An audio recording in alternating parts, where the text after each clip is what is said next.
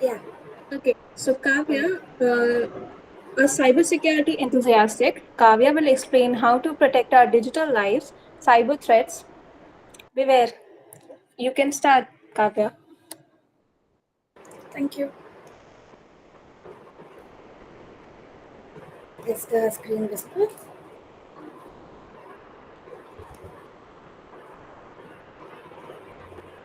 Nidhi, can you please stop presenting?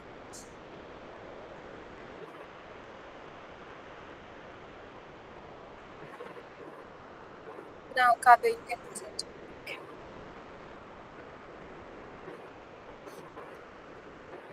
So these two videos are related in some way, and that is that both of them have the element of luring in it. And that's exactly what Honeypot does in the realm of cybersecurity. They lure attackers into some Kavya, systems. I would want to interrupt a little. Are you sharing screen? Like, are you showing Uh, something? yeah, Try sharing it okay. again because we cannot see you. We One cannot second, see if you. possible, can everyone, every speaker can be made host, okay? Just give host access to whoever is going to present.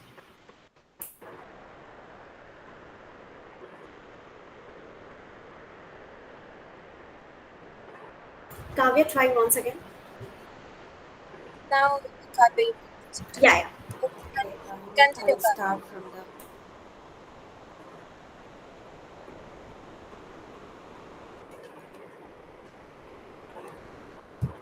Okay. So both these two videos have something common in it, and that is that both of them have the element of luring, and that's exactly what Honeypot does in the realm of cybersecurity. They lure attackers into something that they think is the right something that is proper, but in reality, it is some decoy of what it actually is. So this is the overview of what we're going to see about honeypots. And yeah, first we have the theoretical definition. So, honeypot is a surefire way to attract cyber criminals to legitimate targets. So, like the Winnie the Pooh, hackers find it hard to resist the allure of honey. Um, so, a honeypot is a cybersecurity tool that is designed to attract and trap hackers. It mimics a legitimate system with intentional vulnerabilities to lure attackers and allowing some form of security professionals to monitor um, the attackers. And this helps to understand the methods that the attackers use so that we can use more security measures the next time. And yeah, so this image shows that the main thing that a lot of organizations use is the firewall. But there are some attackers who can come past these firewalls. So if we have honeypots, we can see what they're doing, and in return, we can strengthen the security. Um, yeah, past events. We're gonna see four instances where honeypot was used in the past, starting with the first one. So this is in 1989. The cliff stole the cuckoo's egg. So in 1983, the cliff stole, who's the name of a person, discovered a security breach at Lawrence Berkeley National Laboratory, and he wrote a book about it. And in that book he described how that the program that he created, which is called honey tongue, was monitored to view the activity of hackers who were stealing Star Wars secrets.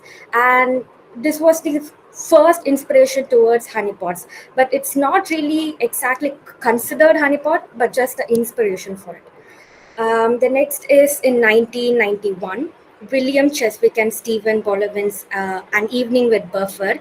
So they described a honeypot which was named the Buffer design, and this attract and trap attackers and to understand their techniques. So this was the first legitimate honeypot that was prepared. The next is in 1999, the Honeypot Project. This was founded by Lance Spitzner, and this project aimed to improve network security by using honeypots to study black hat tactics, which became a significant force in honeypot research. And lastly, in 2000, Honeypot Research Alliance, which was formed to unite organizations and individuals researching honeypots technologies, and this collaborative efforts aim to enhance global security. Now, for the present events, we have the first one, which is regarding the RDP of brute force attacks. So, over 3 months, researchers at GoSecure recorded nearly like 3.5 million login attacks on their RDP honeypot system, and this was from over like 1,500 IP addresses. And for the entire year, the attack count reached like more than 13 million. And this research helped understand attacker strategies, which can inform um prevention advice. And data showed that hackers often gather information about victims first with common strategies, including variation of the RDP certificate with password and simple device strings. And the example of that is given here. These were the common attempts and usernames that were used, and the number of attempts it was used as well. The next is the IoT devices. So, IoT, also known for Internet of Things, like cameras, lights, doorbells, and smart TVs are rapidly growing with an estimated 40 billion devices expected to be connected by 2025. So, researchers used IoT honeypot emulators to study this ecosystem. These honeypots were adjusted to respond to attacker traffic and methods such as mass scan, which attackers use to scan for open ports and gather hardware information. And now moving on to technical explanation. Um, a cyber honeypot is a decoy computer system which is designed to attract cyber attacks.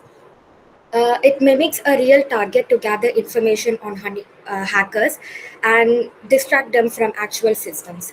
So, honeypots contain deliberate security vulnerabilities like open ports or weak passwords to lure attackers. So, a well configured honeypot convincingly imitates a real system, but if identified, hackers might avoid it and target other systems instead. So, and how honeypot works. Uh, Honeypot acts as traps to lure attackers and gather information about their techniques. So there are 7 key steps in it, and the first is deployment. Honeypots are set up to appear as vulnerable targets using real or virtual systems that mimic real services or devices. And the next is imitation of vulnerabilities. These are configured with weak security like outdated software or weak passwords to attract attackers. Isolation honeypots are kept separate from critical systems to prevent real damage, often placed in a different segment of virtual environment. Monitoring and logging. All activities are recorded, including network traffic and login attempts, providing insights into attack methods. Alerts and responses. Uh, Unauthorized access triggers alerts, allowing security teams to analyze and respond to the attack. Deception and delay. Honeypots are designed to engage and delay attackers, giving security teams more time to gather information. Data collection and analysis. Collected data helps refine security measures and develop countermeasures. So next is proof of concept. So this is a code that we wrote for the honeypot thing, and if we run the code, it takes you to these websites. So these words are just junk, just to like waste their time, more or less. And the real important thing here is, if after running the code, if you see the terminal, you can see the IP address and the date, time when it was when the website was open. So that's like a small example of honeypot. So basically that's what honeypot does. It kind of lures you in by means of like deception and would collect information from your system for their benefits. Thank you.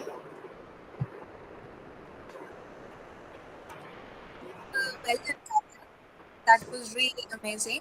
Now I invite judges and audience if they have any questions. Okay, we have got one in chat box.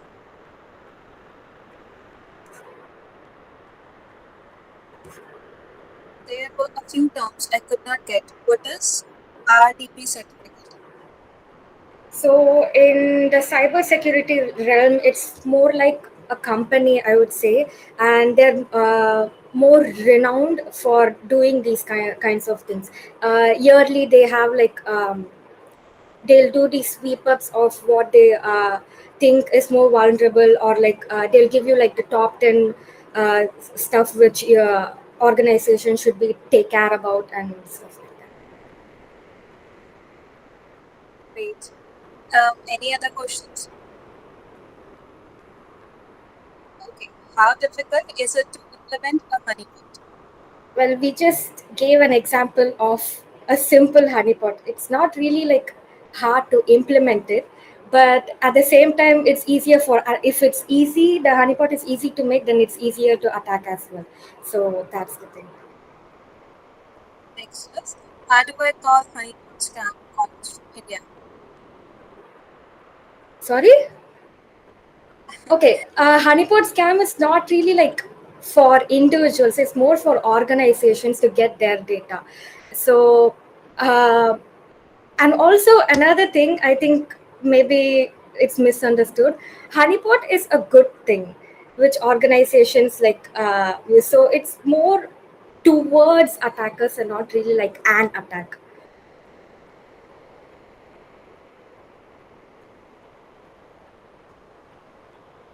Okay. Like, how do I lure in the scam caller to give his info? Yeah, sure, that's a simple honeypot, I guess. You can consider it. Anything, yeah, on the basis of lowering, if it comes, I'd say it's a honeypot.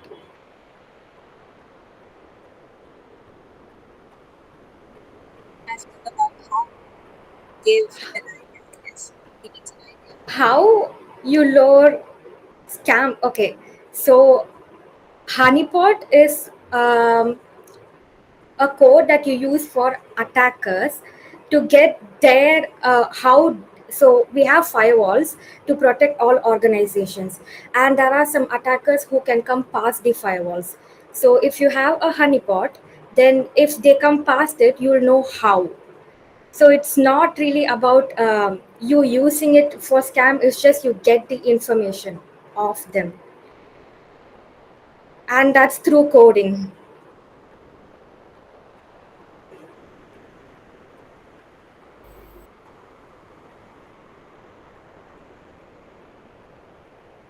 I guess he got the answer. Any other questions?